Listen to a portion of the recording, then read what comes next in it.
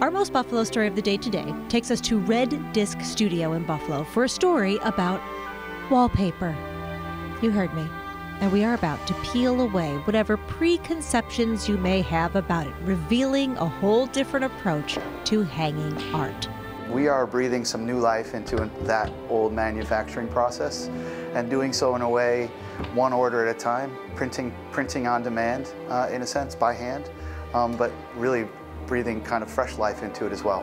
What we're doing here, I think, is really looking at a tradition of wallpaper manufacturing that goes at least 100 years back and further. The Burge Wallpaper Company here was making wallpapers, making even some of the designs that we're making again here today.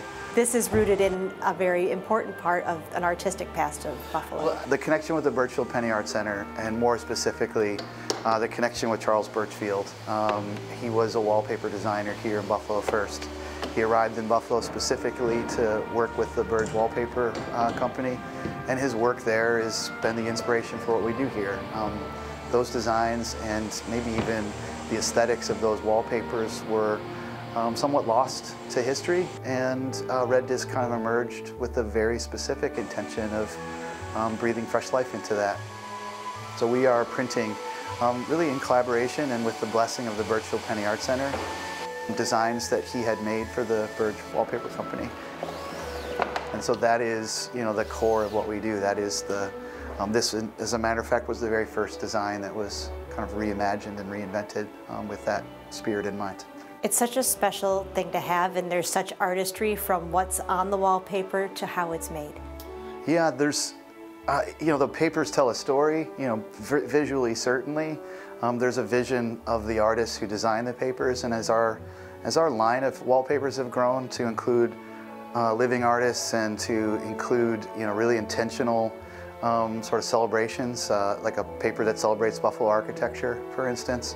The thing that they all have in common is that they are telling a story, one roll at a time, but they're also inviting people to bring that story into their home or their office to actually participate in that story. So seeing a paper like this, the motif is certainly, exciting and beautiful and cool, but just what that makes you feel and how that transforms a space is what I think people are really attracted to. I want that feeling in my home or in my office or wherever.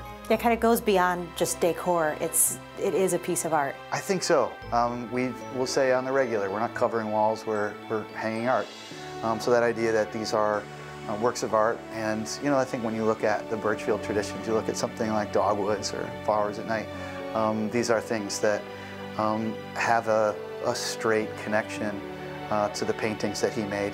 So as an artist, so much of what he was capturing in these wallpaper designs ends up showing up in his masterpieces.